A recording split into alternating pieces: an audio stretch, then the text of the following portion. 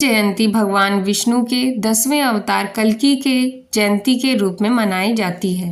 मान्यता है कि धर्म की स्थापना के लिए भगवान विष्णु कलयुग में एक विशेष तिथि में कल्कि के रूप में अवतार लेंगे।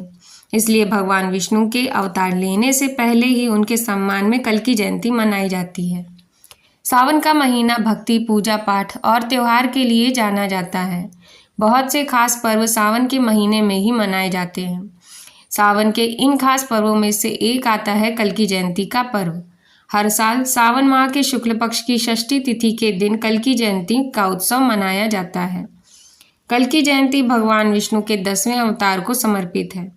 मान्यता है कि आने वाले समय में कलयुग में जब अधर्म बढ़ेगा, तब धर्म की रक्षा के लिए भगवान विष्णु सावन के महीने के शुक्ल पक्ष की षष्ठी तिथि के दिन कल्कि के रूप में अपना 10वां अवतार लेंगे।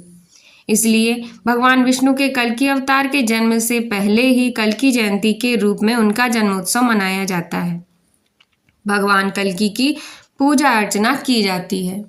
वैदिक पंचांग के अनुसार सावन माह के शुक्ल पक्ष की षष्ठी तिथि का आरंभ 10 अगस्त को देर रात 3:14 पर होगा और इसका समापन अगले दिन 11 अगस्त की सुबह 5:44 पर होगा। उदया तिथि के अनुसार इस बार कल्कि जयंती 10 अगस्त दिन शनिवार को मनाई जाएगी।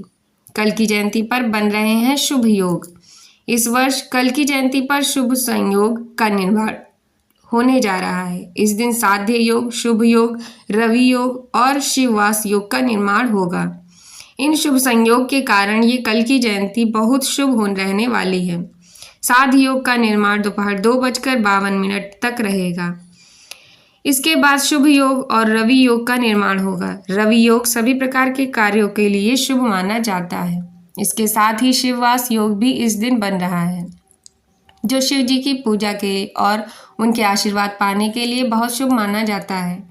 मान्यता है कि इन सब योग में भगवान कल्कि की पूजा करने से साधक की सभी मनोकामनाएं पूर्ण होती हैं।